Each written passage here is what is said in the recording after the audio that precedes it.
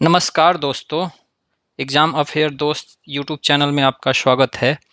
जैसे कि हम लोगों ने prepare through newspaper series start करा है, जिसमें हम लोग करते क्या हैं कि न्यूज़पेपर के द हिंदू या इंडियन एक्सप्रेस के आर्टिकल्स को उठा के उसको ब्रीफ में समझते हैं और उससे जो भी अदर सब्जेक्ट्स हैं, हिस्ट्री, जियोग्राफी, साइंस, उससे रिलेट करके उसके स्टैटिक पार्ट को या फिर टॉपिक को डिटेल में समझ लेते हैं और नोट्स बना लेते हैं।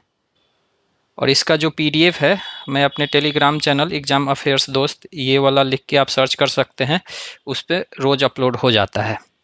तो चलिए शुरू शुरू करते हैं। तो द इंडियन एक्सप्रेस में एक आर्टिकल था, PM urges 10 years place to sets colonial mindset rooted in Macaulay's 200 years legacy.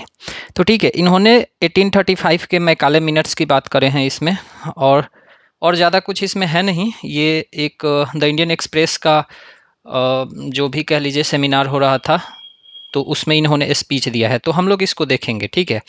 फिर एक सेनिटल B6B रॉकेट है, सैटेलाइट है सॉरी, जिसने कैलिफोर्निया बेस से भेजा गया है जिसको, तो इसको भी थोड़ा सा देख लेंगे, इम्पोर्टेंस इसका। फिर एक अमित शाह अभी जोनल काउंसिल मीट में है, नॉर्दर्न जोनल काउंसिल में, तो वहाँ पे मीटिंग हुआ है फरीदाबाद हरियाणा में। तो इसमें ज़्यादा कुछ है नहीं, इसमें रिवर डिस्प्यूट्स वगैरह की बात हो रही है, तो हम लोग थोड़ा जोनल काउंसिल्स को ठीक से देख लेंगे। ठीक है।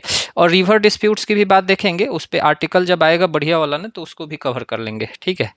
फिर High Court of Karnataka refuses to limit stay on the government order, तो इसको भी देख लेंगे। इसमें 19(1) मतलब फंडामेंटल राइट्स की बात हो रही है, फिर आर्टिकल 13 की बात हो रही है, तो थोड़ा इसको भी देख लेंगे। ठीक है। हाँ, फिर और भी है, जैसे इंडिया अफ्रीका रिलेशनशिप्स की बात करी गई है, इंडिया अफ्रीका फोरम समिट्स, इसको देखेंगे। तो ठीक है, पहले शुरुआत से शुरू करते हैं मैकाले मिनट्स वाले से। ठीक है। तो देखिए, ब्रिटिश कॉलोनियल रीजन में एजुकेशन पे रिफॉर्म के नाम पे बहुत सारे रिफॉर्म्स इनफैक्ट्स ले आए गए थे, या फिर कह लीजिए कि अमेंडमेंट्स ले आए गए थे एजुकेशन से रिलेटेड भी। तो उसी की ये बात करता है मैकाले मिनट्स। थोड़ा सा बैकग्राउंड इसका देखेंगे।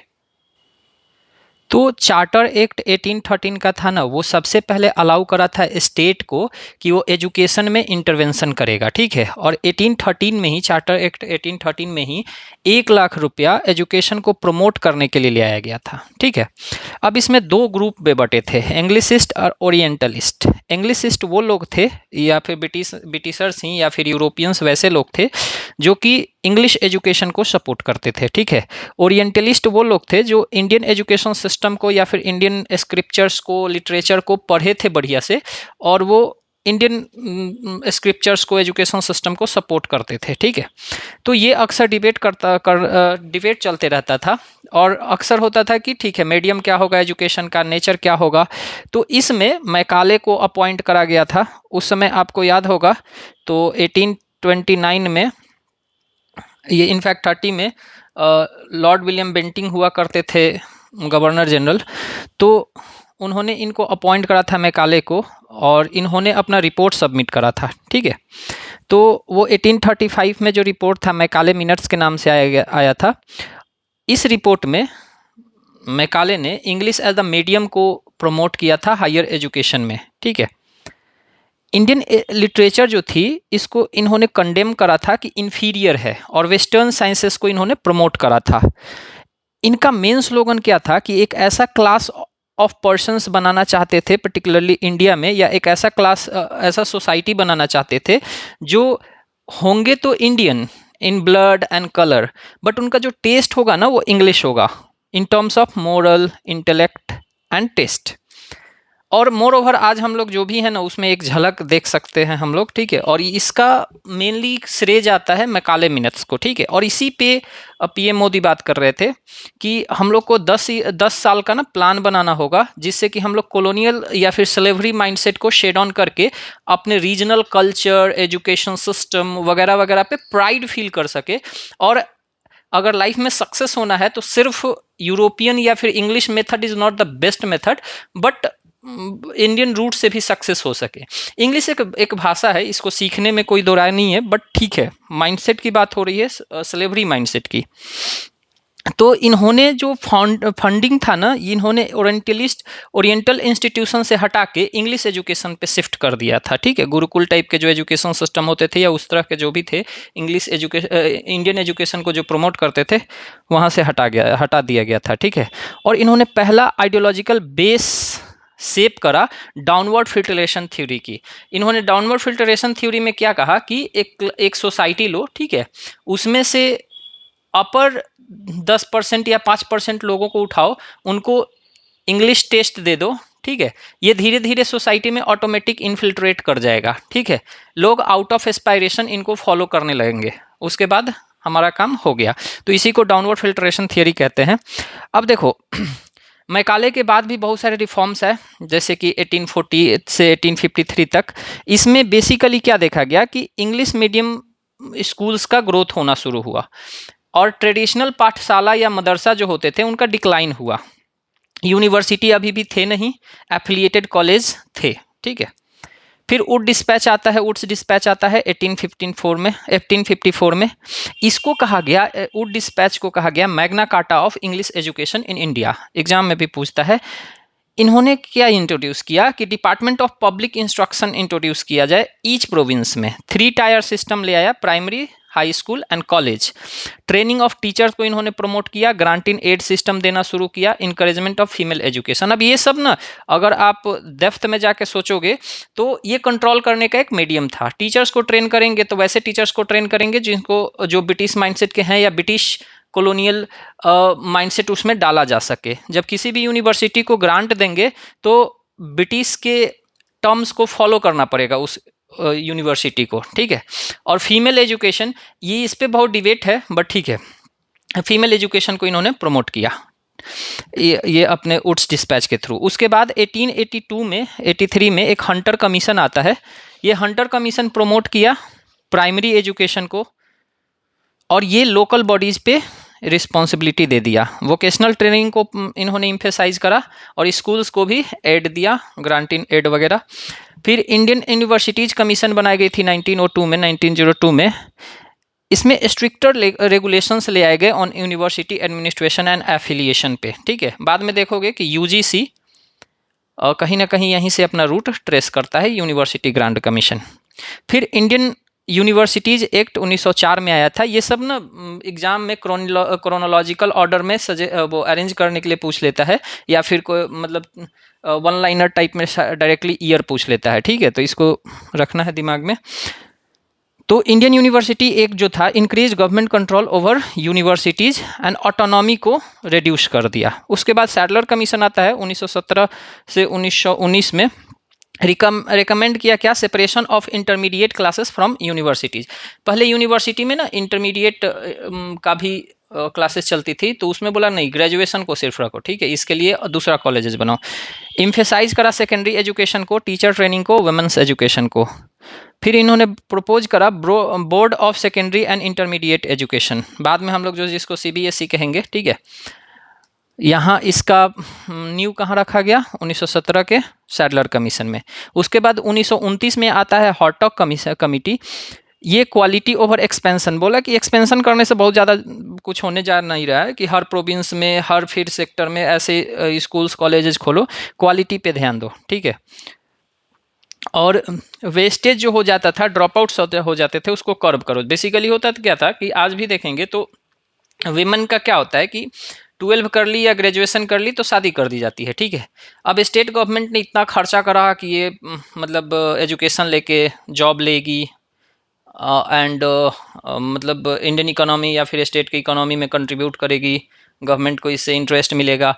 बट ठीक है, शादी हो जाती है तो बस ये इसको गवर्नमेंट कंसीडर करता है कि वेस्टेज हो गया या ड्रॉप आउट्स हो गया। तो इससे आपको एक चीज़ यहाँ समझ में आएगा कि इनका एजुकेशन सिस्टम जो आज भी हम लोग देखने को मिलता है, मेंटल या इंटेलेक्ट के इम्प्रूवमेंट पे के लिए नहीं होता है, ये इकोनॉमिक इंटरेस्ट को फुलफिल करने के लिए ज़्यादा होता है, या फिर इंडस्ट्री के इंटरेस्ट को फुलफिल करने के लिए ज़्यादा होता है। ठीक है, फिर उसके बाद आता है वार्धा स्कीम।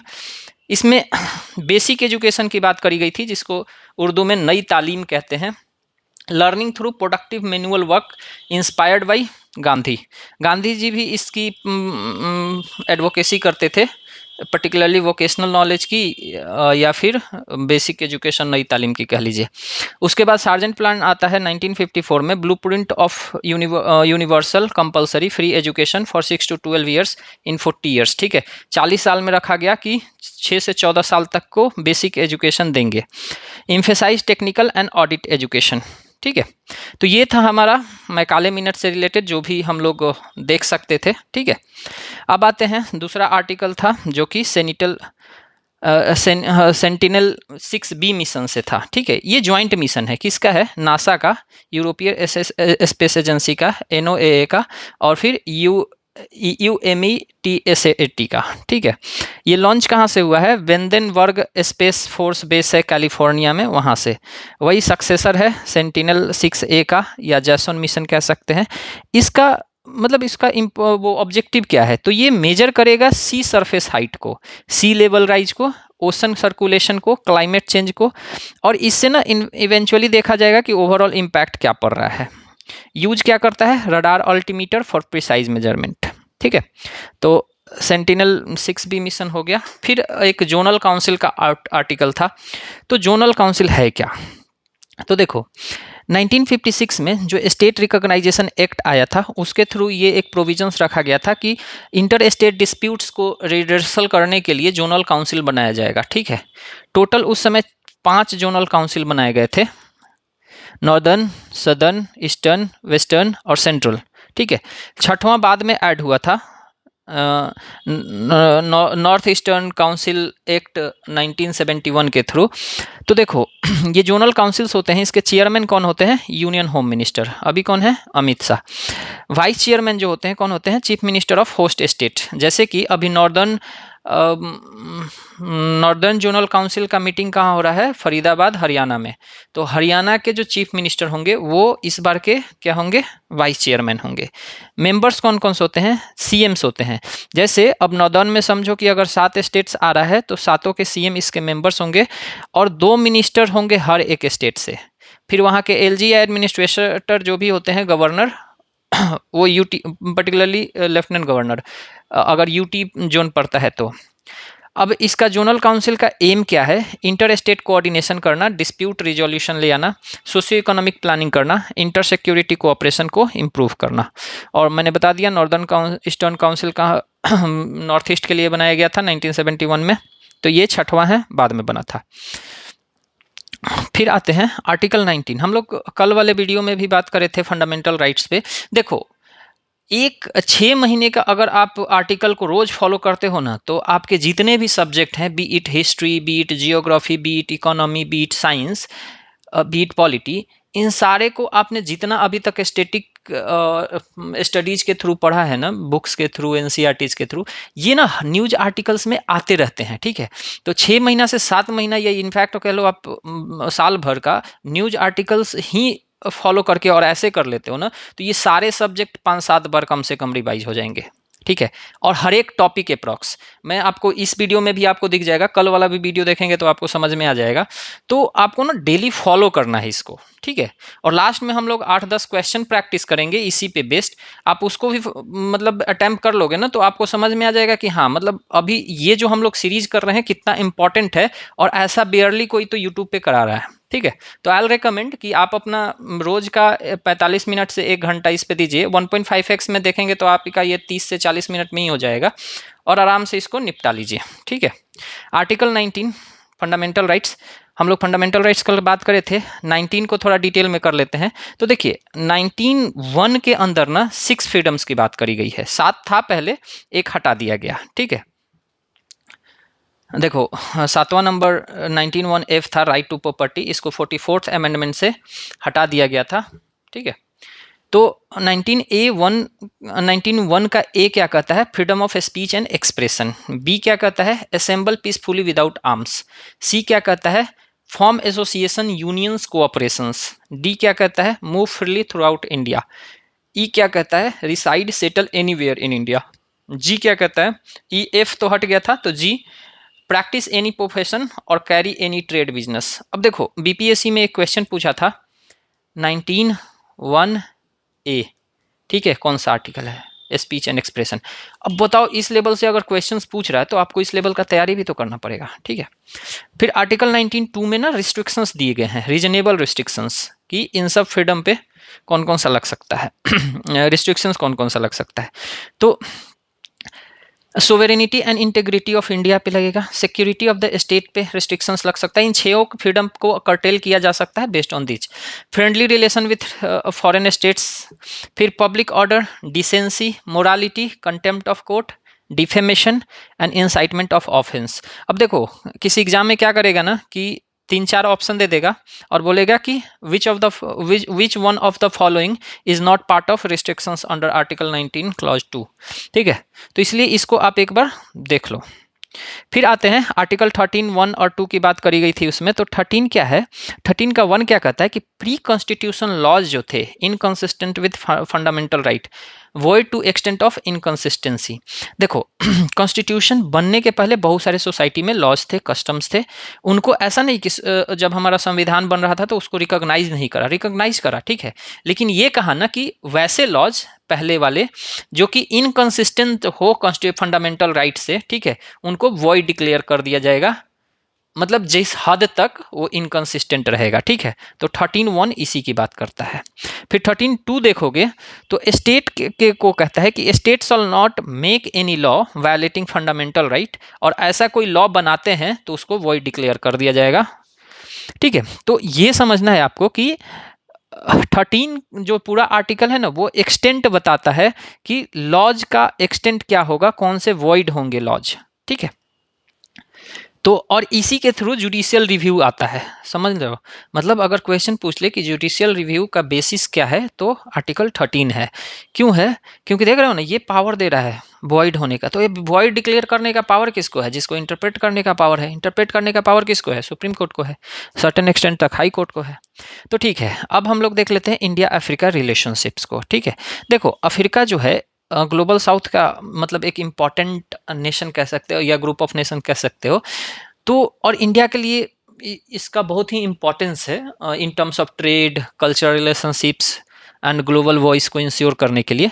तो इंडिया का अफ्रीका से रिलेशन जानना जरूरी है और एग्जाम्स में ये भी पूछ सकता है। तो इंडिया और अफ्रीका के बीच कुछ फ्रेमवर्क्स है, समिट्स है, जिसका एक है IAFS। तो इंडिया अफ्रीका फोरम समिट ये 2008 में हुआ, 2011 में हुआ, 2015 में हुआ, उसके बाद ये बंद हो गया है, पेंडिंग है, ठीक है।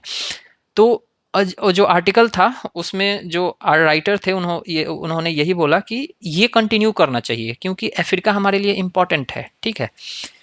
तो अभी क्लोज्ड है बट ठीक है। फोकस क्या होता था इसका, capacity building, health, agriculture, education, defence cooperation. अब इसमें कुछ कुछ इंस्टीट्यूशंस एंड मैकेनिज्म है, जैसे Pan Africa e network, e कीमी इसको कहते हैं, tele education and tele medicine connecting Indian institution with African universities and hospitals. ये इंडिया बेसिकली प्रोवाइड करता है पैन अफ्रीका ई नेटवर्क, ठीक है। ये की टर्म पूछ सकता है तो ध्यान रखिएगा, एकीमी पैन अफ्रीका ई नेटवर्क। इसके थ्रू इंडिया क्या करता है, टेली एजुकेशन देता है ऑनलाइन, ठीक है, टेली मेडिसिन ऑनलाइन, ठीक है। फिर एक है AFCFTA, African continental free trade area, world's largest free trade area block है, opportunity for India's manufacturing and pharma. ICCR, Indian council of convention research ऐसे करके है। तो ये क्या देता है, स्कॉलरशिप देता है, कल्चरल एक्सचेंज करता है, डायस्पोरा फैसिलिएशन करता है, एकेडमिक टाइज बनाता है दुनिया भर के कंट्रीज में, ठीक है। तो इसका भी रोल है अफ्रीका में। Large Indian diaspora and east and southern Africa में प्रेजेंट है, स्ट्रॉन्ग सॉफ्ट पावर है, ठीक है। इंडिया का देखोगे बहुत सारा, मतलब वहाँ मैंने कुछ ब्लॉग्स देखा था जिसमें कि TVS से बारात ले जाते हैं, TVS अपाची जो है ना उससे ये लोग बारात ले जाते हैं, ठीक है। क्योंकि उधर का रोड बहुत ही मतलब वो है, मतलब I am not saying in generalise term but कुछ एरियाज हैं जहाँ का रोड बहुत ही खराब है, वहाँ 4 व्हीलर्स वगैरह नहीं चल सकता है, तो वो लोग शादी में ब्राइड को इनफैक्ट बाइक्स पे बैठा के ले जाते हैं। तो उसमें TVS को वो लोग ना, मतलब हम लोग जैसे यहाँ फॉर्च्यूनर या फिर मर्सिडीज को कंसीडर कर सकते हैं, या फिर इसमें आप हायाबुसा को कंसीडर कर रहे हो ना, they are considering TVS Apache, ठीक है। स्ट्रेटेजिक थीम अगर देखें तो maritime corporation in Indian ocean, anti piracy, line of credit through Exim bank, major development partner है, cooperation in minerals, energy, digital public infrastructure, DPI India का दुनिया का सबसे बड़ा डीपीआई है, ठीक है। अब इन्होंने कुछ सजेशन दिया था कि कैसे स्ट्रेंथन कर सकते हैं, तो expand defence training, joint exercises, boost trade through preferential agreement aligned with AFC FTA, scale DPIs, UPI like system, telemedicine agri, इसको स्केल अप करेंगे, लेवरेज आईटीसी, ऊपर जो बताए थे, ICCR for deeper capacity in building, capacity building, ठीक है। फिर था एक इलेक्शन कमीशन से रिलेटेड आर्टिकल।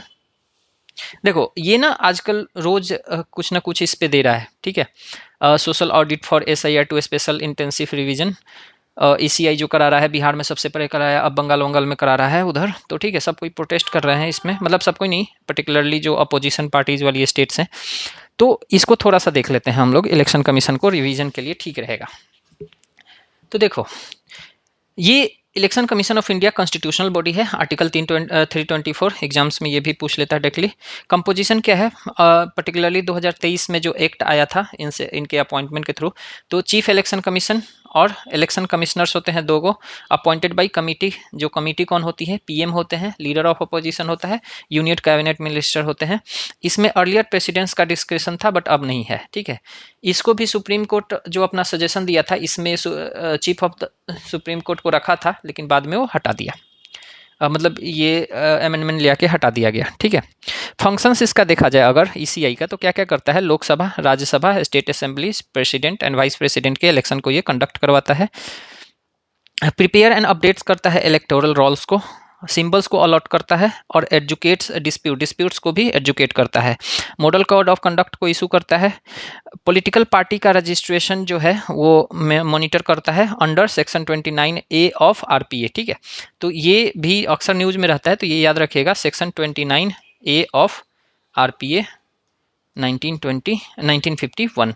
वैसे एक्चुअल वाला 1950 में आया था, इसमें कुछ कुछ और डाल के 1951 किया गया था, जिसको हम लोग देखेंगे। इसको प्रोटेक्शन मिला हुआ है, जैसे इसके चीफ इलेक्शन कमिश्नर जो होते हैं उनको जजेज जब तक सुप्रीम कोर्ट के को जैसे हटाया गया जाता है, उसी के बेसिस पे इनको भी हटाया जाता है, और अदर मेंबर्स को भी हटाने का मतलब इनसे थोड़ा परमिशन लेना होता है या इनके रिकमेंडेशन पे हटाया जाता है, ठीक है। अब रिप्रेजेंटेशन ऑफ पीपल एक देख लेते हैं जो आ रहा है बार बार। तो देखो आरपीए 1950 है ना, ये इलेक्टोरल रोल्स और डिलिमिटेशन की बात करता है, deals with qualification of voters, preparation of electoral rolls, delimitation of constituencies. फिर ये मतलब ग्राउंड्स बनाता है किसके लिए, इलेक्शन कमिश्नर के लिए और एडमिनिस्ट्रेटिव मशीनरी के लिए। इसमें कहता है कि no person can be registered in more than 1 constituencies, आपका जिस कॉन्स्टिट्यूएंसी में रजिस्टर्ड है उसी में वोट दे सकते हैं, दूसरे में जाके नहीं दे सकते। Citizenship is essential, NRI allowed विया अमेंडमेंट, और ये प्रॉक्सी वोटिंग वगैरह को पेंडिंग में रखता है, ठीक है। फिर आरपीए 1951 में कंडक्ट ऑफ इलेक्शन की बात करता है, इसमें डिस्क्वालिफिकेशंस की बात करेगा, क्वालिफिकेशन डिस्क्वालिफिकेशंस की बात करेगा, करप्ट प्रैक्टिसेस की बात करेगा, इलेक्शन ऑफेंसेस की बात करेगा, पोलिंग काउंटिंग वगैरह की, और ट्रायल ऑफ इलेक्शन पिटीशंस की बात करता है, ठीक है। फिर इसमें देखोगे एक आर्टिकल था पंचायत से रिलेटेड, मतलब इसी आर्टिकल में पंचायत से भी रिलेटेड कुछ कुछ आर्टिकल्स दिए गए थे कि the constitution under article 240A and 243A 243J empowers such monitoring and audit. तो थोड़ा सा इसको भी देख लेते हैं रिलेट करके। तो देखो पंचायत रिलेटेड कुछ कुछ आर्टिकल्स हैं, जैसे कि आर्टिकल 243A, ये क्या कहता है, gram sabha can exercise functions as state legislature में प्रोवाइड बाय लॉ, ठीक है। तो ये ग्राम सभा के फंक्शनिंग को बात करता है। 243J जो है audit of panchayat accounts as per the state law की बात करता है। कुछ कुछ मतलब इन दोनों आर्टिकल के अलावा भी कुछ कुछ हैं, जैसे 243B क्या कहता है, constitution of panchayat at village level, intermediate and district level, 3 tyre structure है हमारा, तो village level, intermediate, block level and district level की बात करता है, ठीक है। और ये कहाँ से आता है, 243B से, ठीक है। 243C जो है कंपोजिशन ऑफ पंचायत की बात करता है। 243 जो है रिजर्वेशन की बात करता है, not less than 1/3 women. Bihar में इसको अमेंडमेंट करके 2006 में जो ले आया था उसी के थ्रू दे दिया था, ठीक है। 243G powers and responsibility of panchayat की बात करता है, इसमें 29 सब्जेक्ट्स हैं शेड्यूल 11 में। म्यूनिसपालिटी में जाओगे तो 18 सब्जेक्ट्स हैं, ठीक है। 243H में फाइनेंशियल पावर्स की बात करता है, टैक्सेस, ड्यूटीज, टॉल्स की। 243I में स्टेट फाइनेंस कमीशन को मतलब बनाने की बात करता है हर 5 साल में, ठीक है। अब इन सब के अलावा भी कुछ कुछ था कॉन्स्टिट्यूशनल लेवल पे कि फंडामेंटल राइट्स क्लासिफिकेशन 6 कैटेगरीज में है। फंडामेंटल राइट्स जस्टिसिएबल है, पर्टिकुलरली आर्टिकल मतलब एक्सेप्ट अगर बात करें तो 15(4) जो है इसमें मतलब इनेबलिंग प्रोविजंस की बात करी गई है, ठीक है। इमरजेंसी पे, इमरजेंसी का फंडामेंटल राइट्स पे क्या इम्पैक्ट पड़ता है, तो ओनली आर्टिकल 20 एंड 21 जो है ना वो अनअफेक्टेड रहता है। बाद बाकी जितने भी फंडामेंटल के आर्टिकल्स हैं वो सब मतलब सस्पेंड कर दिए जाते हैं, ठीक है। और ये प्रोविजन कब ले आया गया था, 44th अमेंडमेंट में, ठीक है। यूनियन स्टेट रिलेशनशिप में जोनल काउंसिल जो होते हैं फॉस्टर क्या करता है, मतलब कोऑपरेटिव फेडरलिज्म को। फिर इंटरनेशनल ग्रुपिंग में देखोगे तो अफ्रीकन यूनियन है जिसका हेडक्वार्टर कहाँ है, एदिस अबाबा। फिर नेपेड डेवलपमेंट फ्रेमवर्क, इसका इंडिया पार्टनर है, ठीक है। अब देखो एक आर्टिकल था remembering Batukeshwar Dutt, the forgotten comrade of Bhagat Singh. और इसमें ना 3-4 इंपॉर्टेंट डिटेल्स पे बात करी गई थी। जैसे देखो, इनकलाब जिंदाबाद, लॉन्ग लिव द रिवॉल्यूशन नारा लगाया था इन्होंने, ठीक है। साम्राज्यवाद का नाश हो, to make the deaf hear, Bhagat Singh का है। फिर इसमें और भी कुछ कुछ था। इसमें भगत सिंह, राजगुरु, सुखदेव लाहौर में एग्जीक्यूट किए गए थे मार्च 13 1931 को, मार्च 23 1931 को। फिर क्विट इंडिया मूवमेंट जो था 1942 का। तो ये सब चीज़ें जो थी, बाद बाकी इसमें बहुत सारा मतलब ऐसा कुछ नहीं है, थोड़ा सा हिस्ट्री की बात करी गई है, तो हम लोग इसको देख लेंगे, ठीक है। जतिन दास, किरण दास वगैरह मेंशन्ड है, तो चलो हम लोग इसको थोड़ा देख लेते हैं।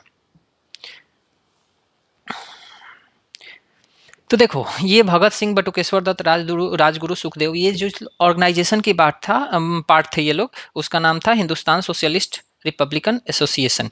ये पहले था हिंदुस्तान रिपब्लिकन एसोसिएशन। इसमें सोशलिस्ट वर्ड जो था, भगत सिंह जब ज्वाइन करे थे इसको तब वो जोड़े थे और इसको HSRA बना दिए थे, ठीक है। एम क्या था इसका, पॉलिटिकल फ्रीडम चाहिए था, social revolution inspired by Marxism and socialism, Irish republican movement से भी ये इंस्पायर था, ठीक है। Shift from terrorism to revolutionary socialism under Bhagat Singh. देखो भगत सिंह आने से पहले ना ये लोग टेररिज्म इन द सेंस क्या कि उस समय के जो गवर्नमेंट थे उनके अगेंस्ट जाने का काम करते थे, ठीक है। और अगर ऑफकोर्स उस समय का गवर्नमेंट देश के खिलाफ था तो वो लोग उनके खिलाफ जाते थे।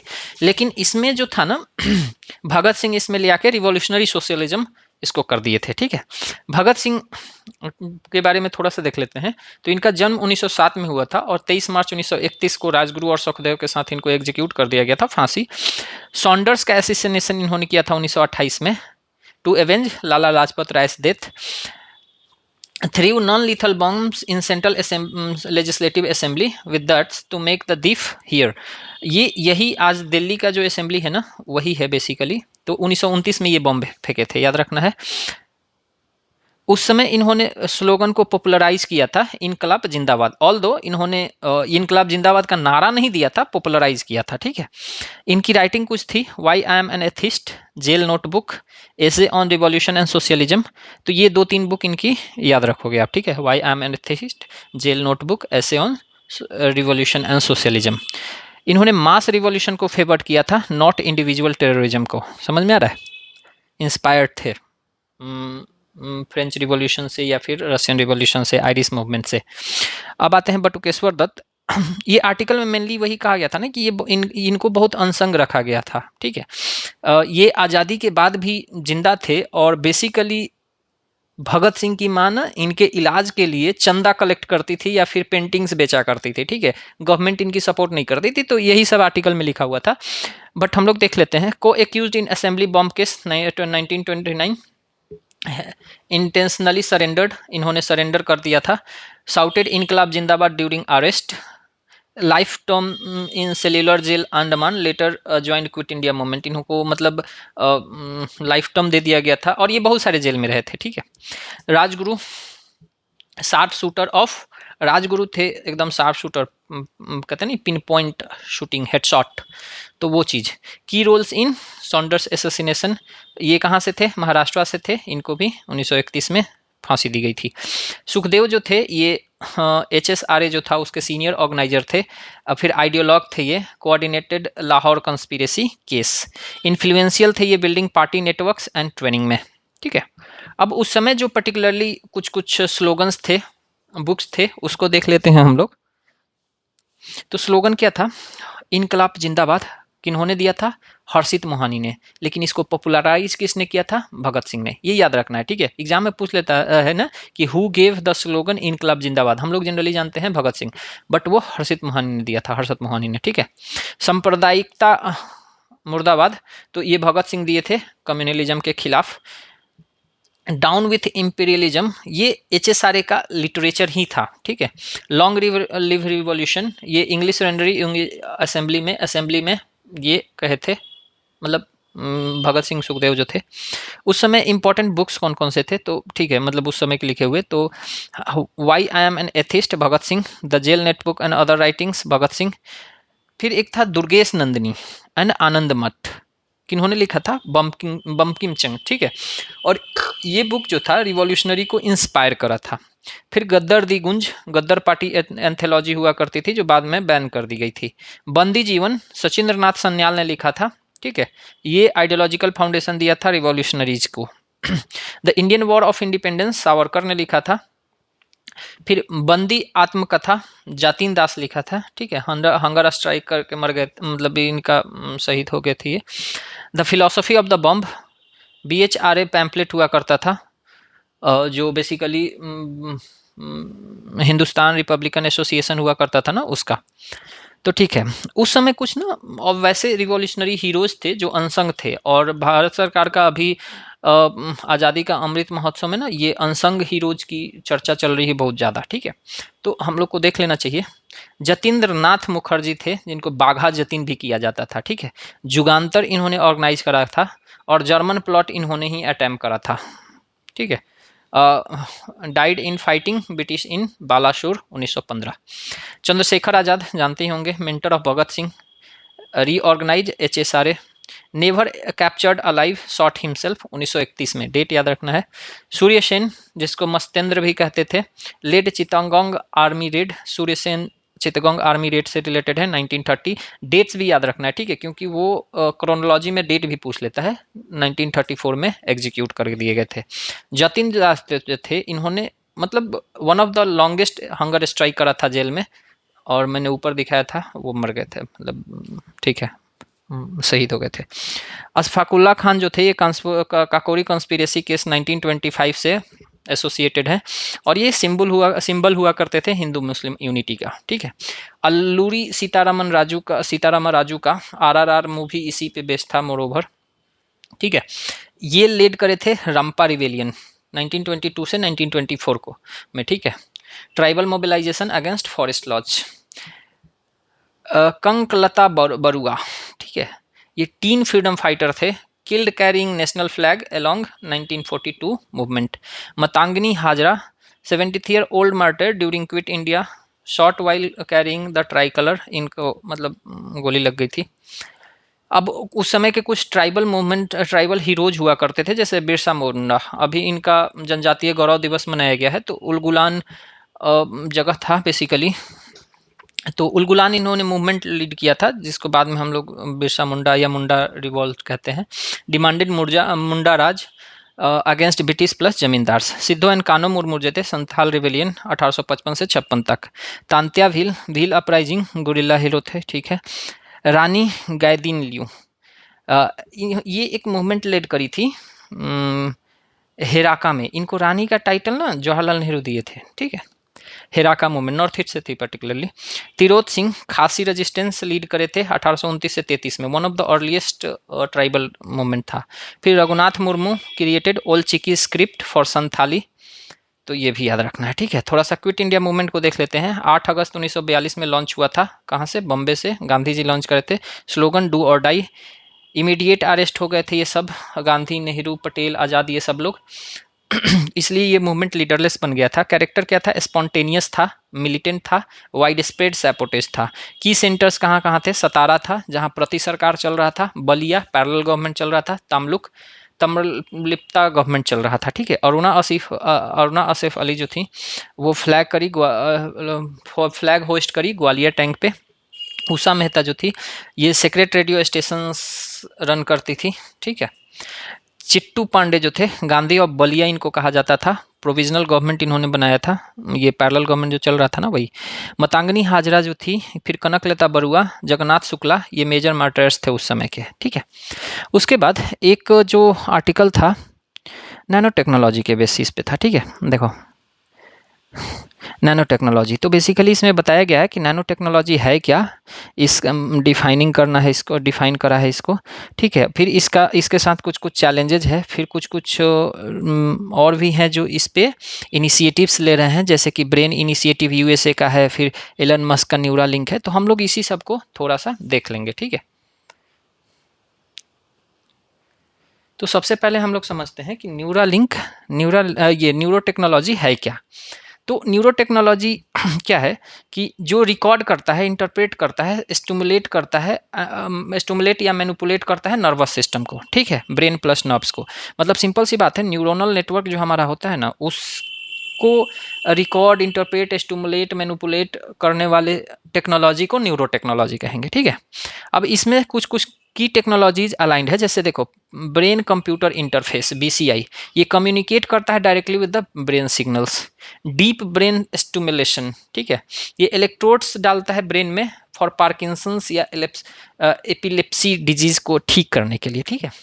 फिर ट्रांस क्रैनियल मैग्नेटिक स्टिमुलेशन होता है, ये नॉन इन्वेजिव स्टिमुलेशन होता है। Neural implants, optogenetics genetics, neural prosthetics और ईसीजी सिस्टम्स वगैरह होता है, ये सब इसी से न्यूरो टेक्नोलॉजी से रिलेटेड है।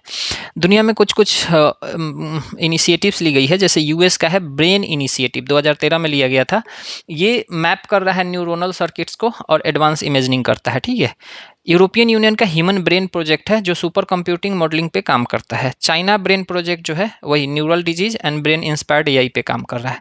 न्यूरालिंक एलन मस्क का कंपनी है, जो कि बेसिकली एक चिप बना रहा है माइंड में इंट्रोड्यूस करने के लिए, ठीक है। इंडियन गवर्नमेंट ने इस पे कुछ इनिशिएटिव्स लिए हैं, जैसे डीबीटी एनबीआरसी है, नेशनल ब्रेन रिसर्च सेंटर, वही ब्रेन मैपिंग कर रहा है। आईआईएससी और आईआईटी जो है ये लोग भी काम कर रहे हैं इस पर, जैसे न्यूरल प्रोस्थेटिक्स, बीसीआई रिसर्च वगैरह वो लोग कर रहे हैं, ठीक है। फिर उसके बाद DST cognitive science research institute इस पे काम कर रहा है। Project Samudra and DRDO neuro cognitive tech dual use defence applications पे काम कर रहा है, तो याद रखना है प्रोजेक्ट समुद्र। एम्स और NIMHANS जो सब है ये सब भी इस पे काम कर रहा है, तो ठीक है। अब देखो न्यूरो टेक्नोलॉजी का इम्प्लीकेशंस कहाँ कहाँ है, तो मेडिकल में है, सिक्योरिटी है, इथिक्स में है, इकोनॉमी में है। मेडिकल में क्या करेगा, पैरालिसिस को ट्रीटमेंट करेगा, पार्किंसंस, एपिलेप्सी, न्यूरो रिहैबिलिटेशन, ये सब मेडिकल में हो गया। सिक्योरिटी इथिक्स में risk of mind reading, privacy, मतलब सिक्योरिटी रिस्क है, ठीक है, मिलिट्री मिसयूज हो सकता है।